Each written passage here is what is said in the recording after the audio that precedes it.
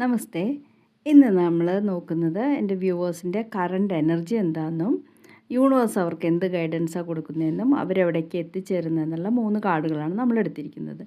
ഇന്നത്തെ കാർഡ് വന്നിട്ട് ഒരു ടേണിംഗ് പോയിന്റിൽ നിൽക്കുന്ന ആളുകൾക്ക് വേണ്ടിയിട്ടുള്ളൊരു കാർഡാണ്. അതായത് വീൽ ഓഫ് ഫോർച്യൂണാണ് അവർക്ക് കിട്ടിയിരിക്കുന്നത്.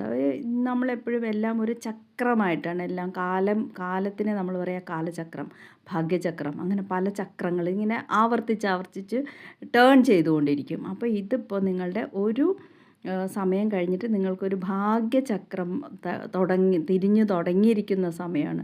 അപ്പോൾ ഒരു എന്തെങ്കിലും ഒരു ചെയ്തുകൊണ്ടിരിക്കുന്ന ഒരു പ്രവൃത്തി ൻ്റെ എൻഡ് വന്നിട്ട് പുതിയൊരു ചക്രം അല്ലെങ്കിൽ എന്തായാലും നിങ്ങൾക്കൊരു അഭിവൃദ്ധിയുടെ കാലമായിട്ടാണ് ആ ചക്രമാണ് തിരിഞ്ഞു തുടങ്ങിയിരിക്കുന്നതെന്നാണ് പറയുന്നത്. അപ്പോൾ യൂണിവേഴ്സ് എന്താ പറയുന്നത്, നമുക്ക് സ്വാഭാവികമായിട്ട് ഇപ്പോൾ വന്നിരിക്കുന്ന നോക്കൂ, 5 ഓഫ് വോൺസിൻ്റെ കാർഡാണ്. 5 ഓഫ് വോൺസ് എന്താ പറയുന്നത്, നമുക്കിത് നോക്കിയാൽ കാണാൻ പറ്റും.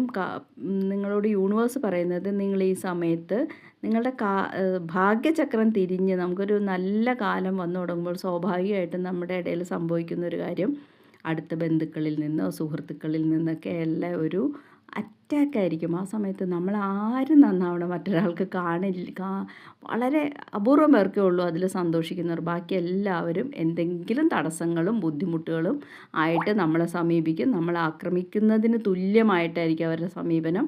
ആ സമയത്ത് നമ്മളെന്താ, ഇതേപോലത്തെ പ്രശ്നങ്ങളിൽ ചെന്ന് പെടാതെ നമ്മളതിനെ തന്മയത്വമായിട്ട് സംസാരിച്ച് ഒതുക്കി മാറ്റി നിർത്തേണ്ടവരെ, ഇടപെടുത്തേണ്ടവരാത്ത എല്ലാവരെയും മാറ്റി നിർത്തുക, അല്ലാത്തവരോട് കാര്യങ്ങൾ പറഞ്ഞ് സമവായത്തിൽ അല്ലെങ്കിൽ സംയമനത്തോടെ സംസാരിച്ച് കൈകാര്യം ചെയ്യണം. നിങ്ങൾ ഇതേപോലത്തെ പ്രശ്നങ്ങളിൽ ചെന്ന് ചാടരുത് എന്നാണ് അവർ പറയുന്നത്, യൂണിവേഴ്സ് നിങ്ങളോട് പറയുന്നത്. അങ്ങനെയാണെങ്കിൽ നിങ്ങൾ എവിടേക്കായിരിക്കും എത്തിച്ചേരുക, കിങ് ഓഫ് പെൻറ്റക്കിൾസ്. അപ്പം നിങ്ങൾ ഭാഗ്യം എന്ന് പറഞ്ഞാൽ നിങ്ങളുടെ ഒരു സാമ്പത്തിക അഭിവൃദ്ധിയുടെ സമയമായിട്ടാണ് ഇത് കാണിക്കുന്നത്.